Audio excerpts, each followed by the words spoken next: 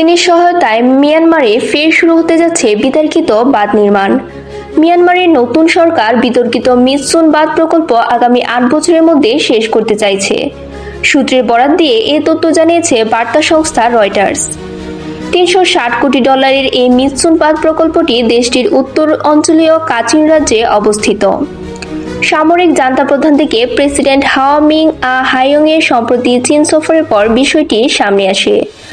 দীর্ঘদিন ধরে মিয়ানমারের একেবারে উত্তরে এবং সংঘাত কবলিত এই অঞ্চলে বিশাল জলবিদ্যুৎ প্রকল্প নির্মাণ করতে চাইছে চীন। এই প্রকল্প স্থানীয় মানুষের ব্যাপক বিরোধিতার মুখে পড়ে। পরে 2011 সালে প্রকল্পটি স্থগিত করা হয়। এতে ক্ষুব্ধ হয় এই চীন।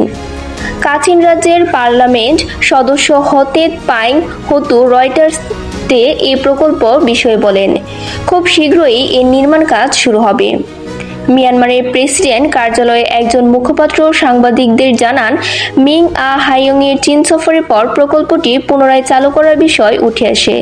তিনি আরও বলেন, বিদ্যুৎ সংকটে জর্জরিত মিয়ানমারের জন্য প্রয়োজনীয় 10 গিগাওয়াট বিদ্যুতের অর্ধেকের বেশি এই প্রকল্প থেকে পাওয়া যাবে। মুখপাত্র খাইং সো বলেন, সরকার স্থানীয় জনগোষ্ঠীর বন্যা ও বাস্তুচ্যুতি নিয়ে উদ্যোগ বিবেচনা করছেন। পুনরুজ্জীবিত প্রকল্পের খরচ মূল খরচের 3 গুণের চেয়ে বেশি হতে পারে।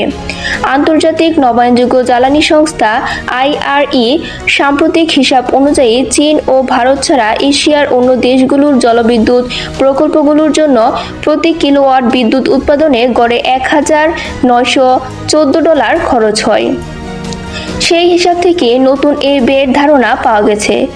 পুনরুজ্জীবিত মিৎসুন বাঁধ নির্মাণে $11.5 বিলিয়ন খরচ হতে পারে, যা 2009 সালের খরচে 3 গুণের চেয়েও বেশি। কাচিন রাজ্যের আইন প্রণয়ন সহ 3 জন কর্মকর্তা জানান, মিং হাইয়ং-এর সরকার প্রকল্পটি পুনরুজ্জীবিত করার জন্য কাজ করছেন। মার্চ মাসের মধ্যে 7.7 মাত্রায় একটি শক্তিশালী ভূমিকম্পে হাজার হাজার মানুষ নিহত হওয়ার পর বাঁধ নির্মাণের ঝুঁকি নিয়ে উদ্বেগ বেড়েছে। সম্প্রতি 49টি নাগরিক সমাজ সংগঠন প্রকল্পে পুরোপুরি বন্ধ করার দাবি জানিয়েছে।